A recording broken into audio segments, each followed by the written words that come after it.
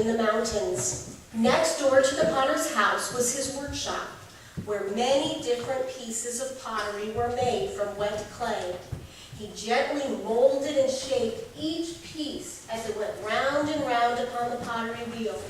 Sometimes he called the items vessels. Each vessel was made with love and a special purpose in mind. Some vessels were pitchers to hold cold water.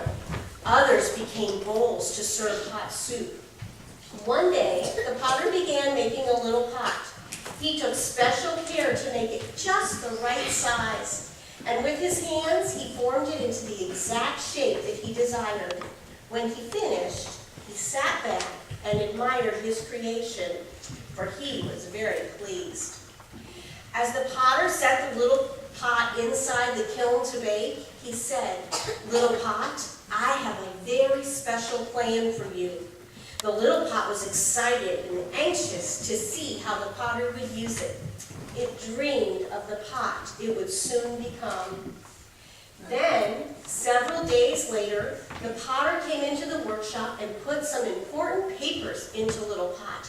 "Oh, yes!" Little Pot exclaimed. "I'm going to be a paper pot. I'm going to be very smart. I will hold all the potter's important papers. I'm so happy the potter is using me. Paper pots are the very best pots to be." But the potter never returned with more papers. Instead, he began forming another vessel. This container seemed bigger and stronger than Little Pot. And when it was finished, the potter filled the new vessel with papers as well. He then picked up Little Pot and dumped all of its papers into the new vessel. The potter had indeed made a vessel to hold his papers, but it was no longer Little Pot. Once again, the little pot was empty. It sat on the potter's workbench, wondering why it couldn't have been a paper pot and become very smart. And then the potter said, "Little pot, you must trust me, for I am preparing you to be a very special pot." So the little pot trusted the potter and waited patiently to be filled with something new.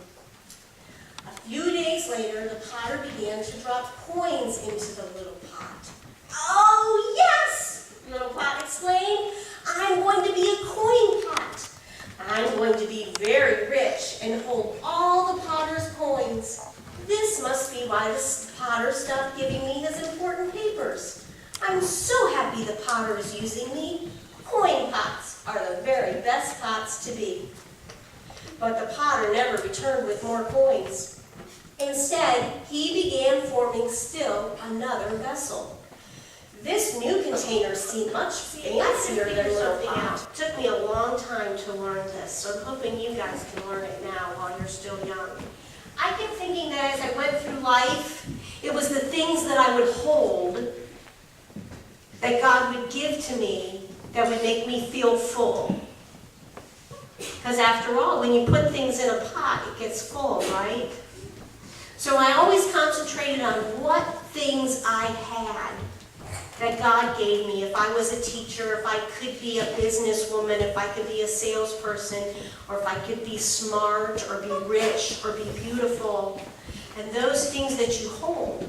But what I didn't really figure out until after I did all those things was that wasn't what was making me really happy.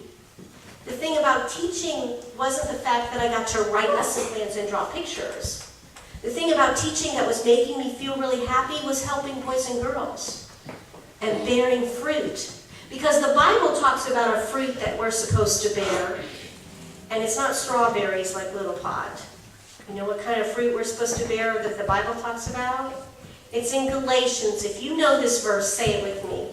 "But the fruit of the Spirit is love, joy, peace, long-suffering, kindness, goodness, faithfulness, gentleness, and Gosh, I felt it. So David, what are you going to be when you grow up? There you go.